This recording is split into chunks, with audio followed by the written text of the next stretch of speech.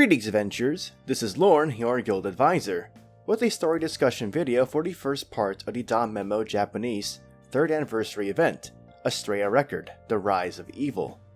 Do not watch this video unless you have already read through the first part of the story or you don't mind being spoiled. I know some people are still waiting for voice acting to be implemented into the story before experiencing it for the first time. Also, as a small disclaimer, I'll occasionally allude to content that is in the Danmachi light novels, some not yet animated, but I'll refrain from mentioning any big spoilers. With that all in mind, let's start the discussion. Astrea Record takes place in the city of Orario, 7 years before the start of the Danmachi series. I think it's safe to take the information in this event as very close to canon, because Fujino Mori-sensei, the author of the Danmachi light novel series, wrote the event and pretty much called it a supplement to the main series. There's also a good amount of references for those who read the light novels. The event happens very much before main series protagonist Belle enters the city, and it's a much darker time for Orario. Zeus and Hera Familia were severely weakened after the failure of the third great quest, the subjugation of the Black Dragon.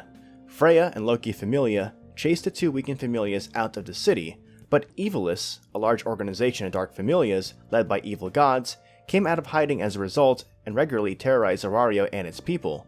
To counter Evilus, the top Familias in Orario worked together to fight against them, with Ganesha Familia and Astrea Familia acting as a sort of police force for Orario.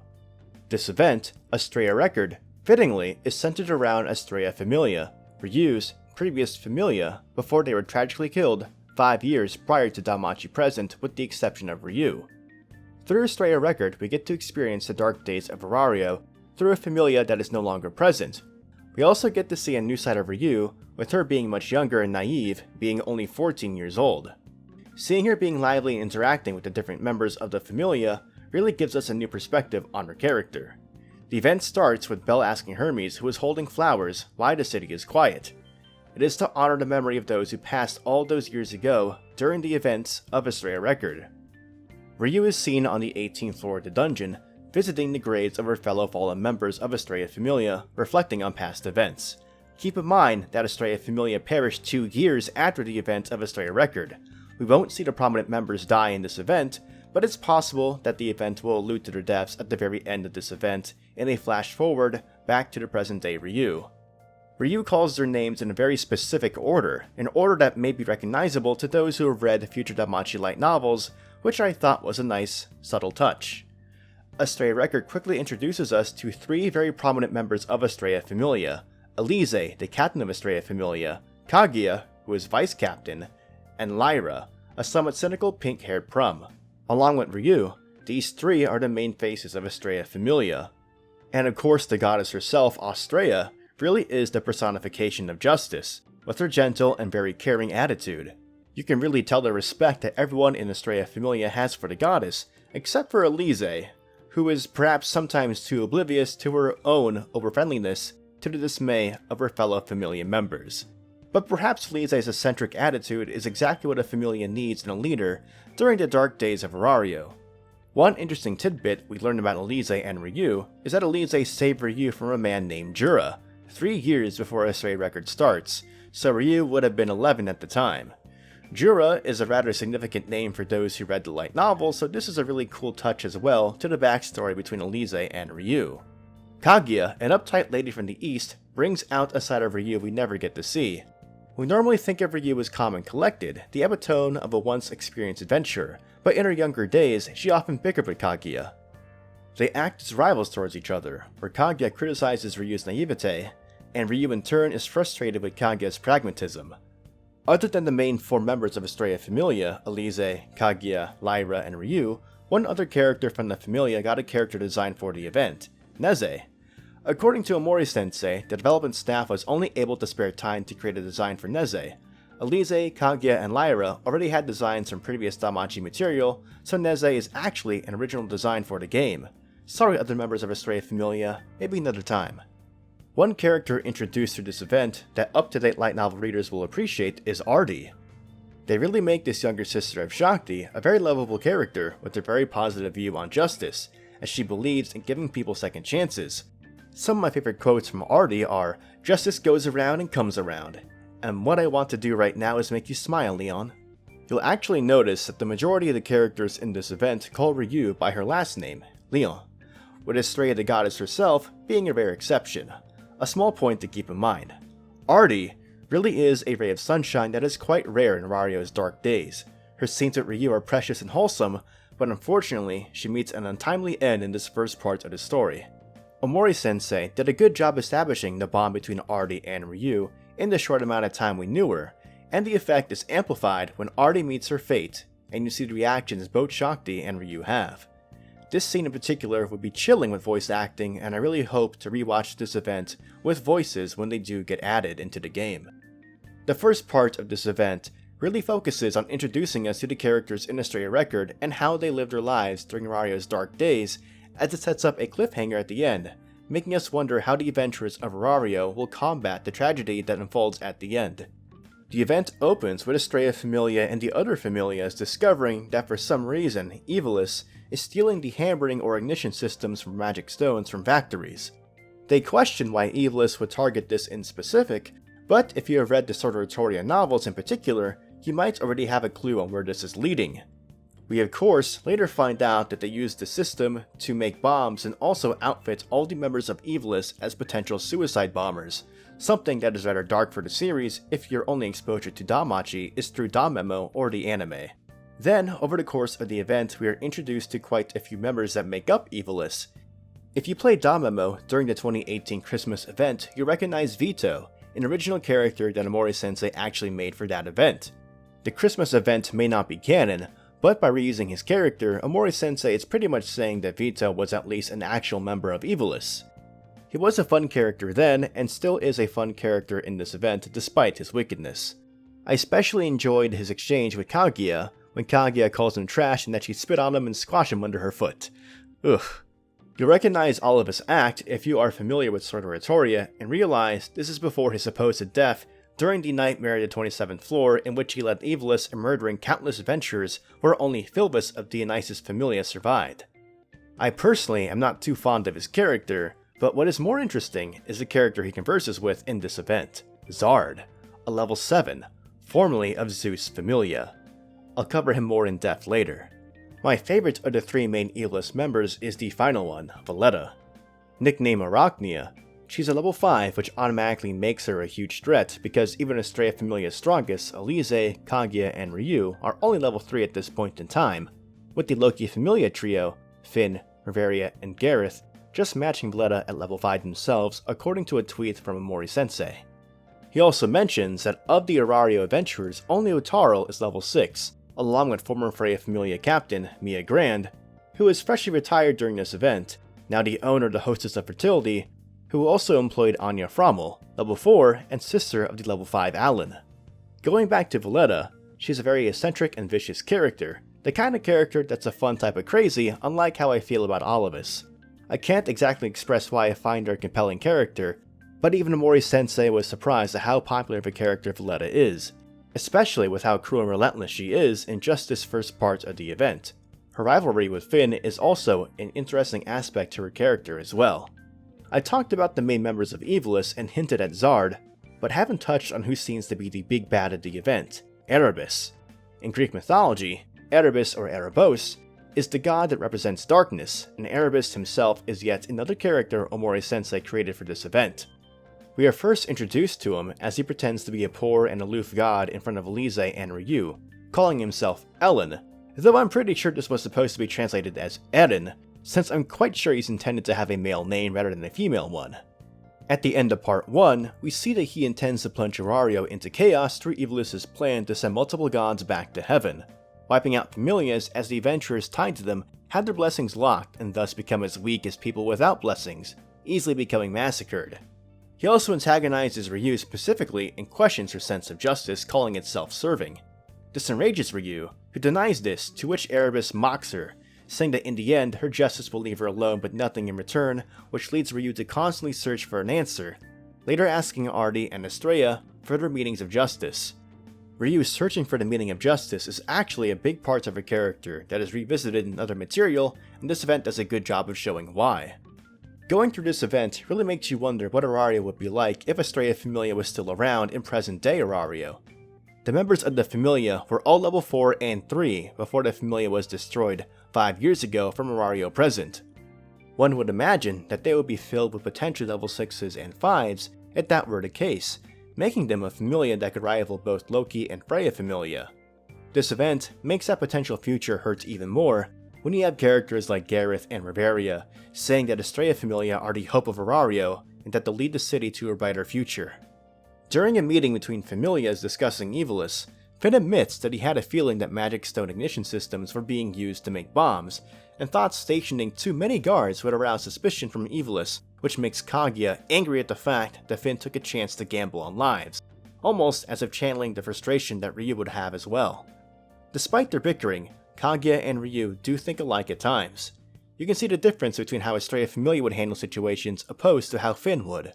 Elise ends up calming down a dispute between the Loki Familia captain and her own vice captain. Even Alan, who is normally always hostile towards anyone outside Freya Familia, respects Elise. It's truly a shame that Astrea Familia is no longer present in Orario, but hopefully Ryu, the sole survivor, will carry on that legacy.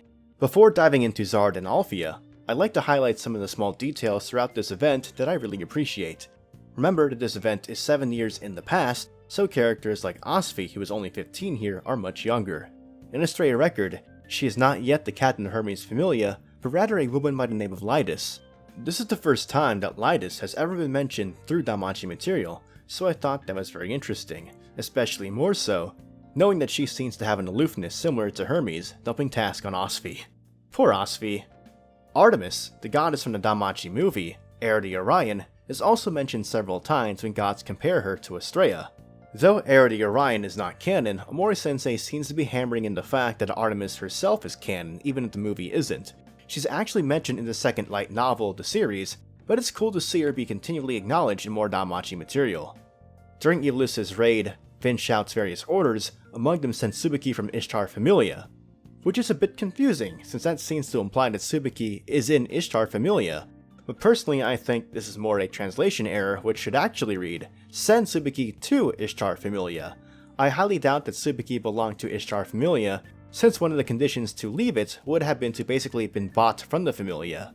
Even if she converted to a Festus Familia after this event, I don't think she could become the captain of it and the best smith in Orario in that short amount of time, between Astrea Record and DanMachi present. The last bit of information I'd like to highlight is Finn mentioning an energetic werewolf from the male god's party. If you've read the Sword of Toria novels, you have a very good idea of who these two characters are, and even if you haven't, you can probably at least guess the werewolf. I really appreciate all the details that Omori-sensei incorporates into this event, which really rewards people who keep up with the light novels, and if you haven't been reading them, you absolutely should. Now, for the most interesting parts of this story, the two members from Zeus and Hera Familia, Zard and Alfia. Reviewing this once more, Zeus and Hera Familia were the two most powerful Familias in Orario, until the three great quests took a large toll on their members, specifically the quest to subjugate the Black Dragon, which ended in failure. These were Familias which regularly sported level 7 and 8 adventurers, with Hera Familia apparently having a level 9 captain, according to a tweet by Omori-sensei. In DanMachi present, Otaro is the strongest known adventurer, being level 7, with one other level 7 teased to be outside Orario. Whether one of those characters in the present is Zard or Alfia remains to be seen, but Omori-sensei has teased in a tweet that Alfia is seemingly mentioned in Familia Chronicle episode Freya, a DanMachi spin-off light novel focusing on Freya Familia, which released in Japan last December and releases in English on October 20th, 2020. We know that after Zeus and Hera Familia lost many of its members and were weakened, Loki and Freya Familia chased them out of Orario. Why exactly they had to be chased out is unknown, but the fall of the two great Familias led Evilus to come out of hiding and start terrorizing Orario. Now Zard and Alfia have seemingly allied themselves with Erebus and Evilus in order to pursue their own individual agendas. Zard, formerly of Zeus Familia, just wants to find another battlefield and fights against Otaro in this event, who recognizes Zard from when Otaro himself participated in the battle against the Behemoth, one of the Great Quest. Unfortunately, Otaro, level 6, loses this battle.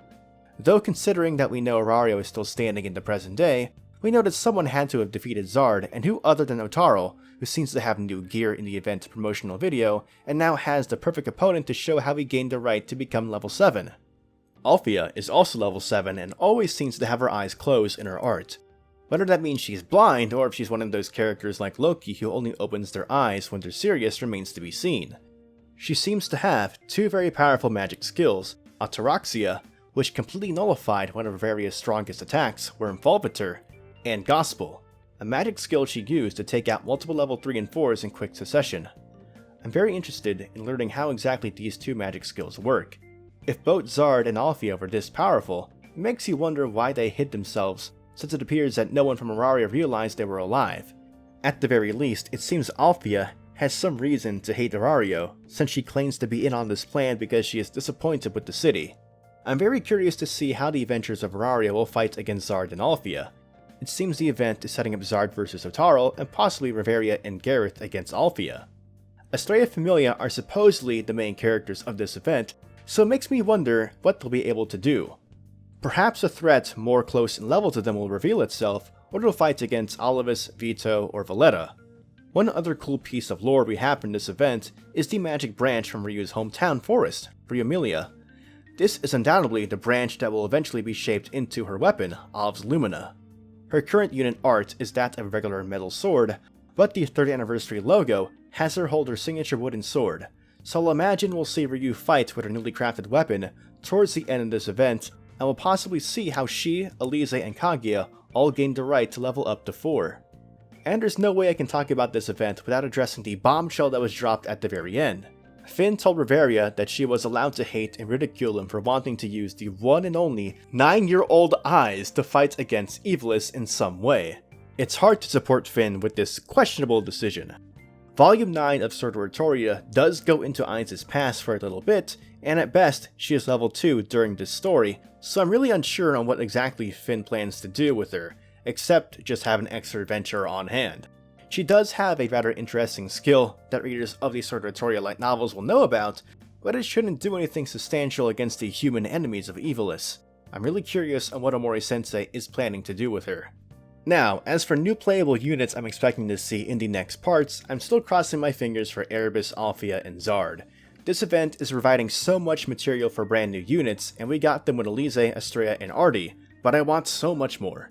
Naturally, Kaguya and Lyra are pretty much guaranteed to get units as well, since Astrea Familia are the main characters, and those two are two of the main members. Ryu will undoubtedly get her own Gacha banner unit in the same fashion Argonaut got one in the second part of the 2nd anniversary event, after having a free welfare unit in the first part. With Omori-sensei revealing 9-year-old eyes out of nowhere, I find it really hard to believe that she won't be a unit at some point. Both Osfi and Alan have new outfits for this event, and this might be my favorite version of Alan.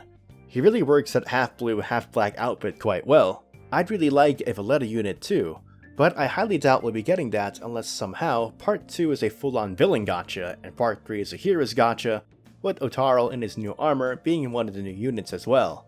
It would be cool to see Mia have a unit since she is level 6 and Orario needs all the help it can get, but it seems Omori-sensei has said in a tweet that she won't be taking part in this.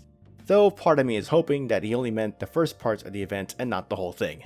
On the whole, my main predictions for new units haven't changed too much with the exception of the Small Eyes Curveball. I'm very much looking forward to the next few parts of this event and the potential new units we can get from them.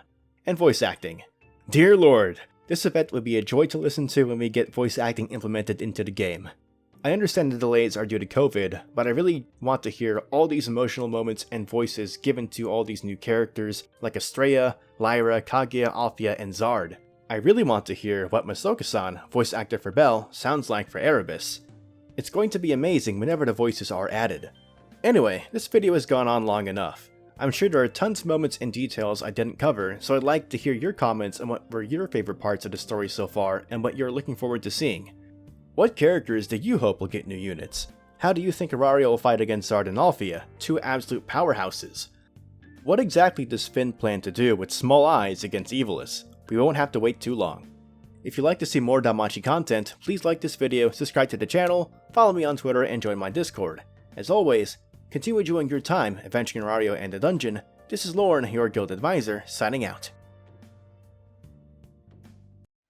風に揺らいでゆく鈍色の光照らす世界で今選ぼうその